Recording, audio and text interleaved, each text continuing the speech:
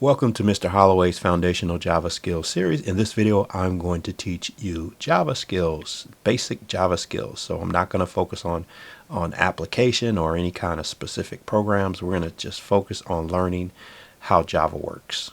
Okay. Now, just a little bit about this course. And before we get started, if you have not liked the channel already or subscribed to the channel, go ahead and like and subscribe. That would be much appreciated. Just a little bit about this course. So the first thing in this video, we're going to cover two things. Basically, why you should learn Java, and then we're going to set up the coding environment. And that's going to be pretty much it for this video. But as we look at this course, so about the course. So the course is going to cover the foundational skills of Java, just like I did in my Python series.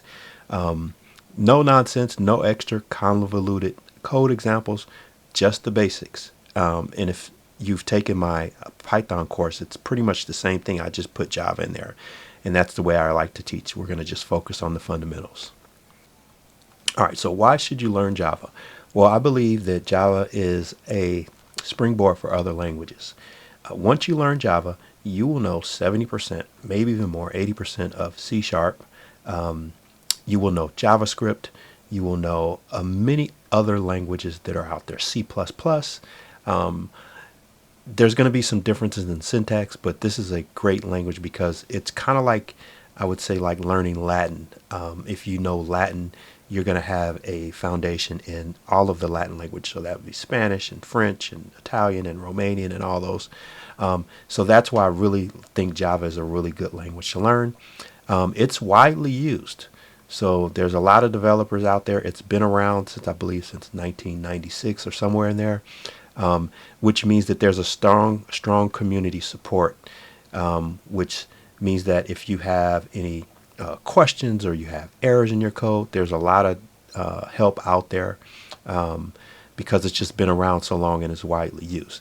Now, it also works on a lot of devices, so that really doesn't mean a lot now, but if you become a developer and you use Java, there's a lot of opportunities for you to code and put devices out into the market. So that could be anything from a printer to a website, cell phones, or whatever the devices may be. As long as it runs what's called the JVM, or the Java Virtual Machine, Java can work on it. And I think there's something like 1 billion devices where this will work on. So that's why it's another great language. Now, with that being said, there's lots of career opportunities. Now, I will say Java is not the new kid on the block. It's not the shiny object, which is Python right now for many industries. But Java is definitely a great language because it just gives you so many skills, foundational skills for just learning another language.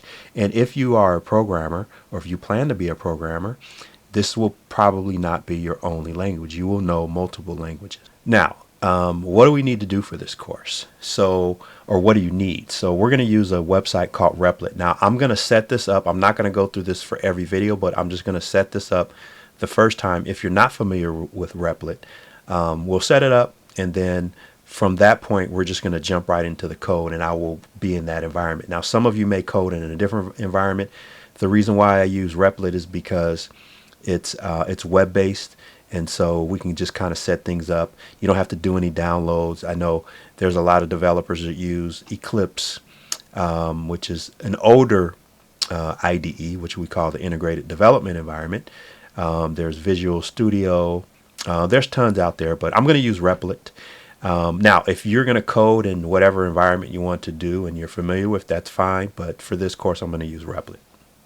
Now, let's switch over into Replit. So you're going to go to replit.com and you're going to go ahead and sign up. So once you sign up, I will get back to you and then we'll pick up from there.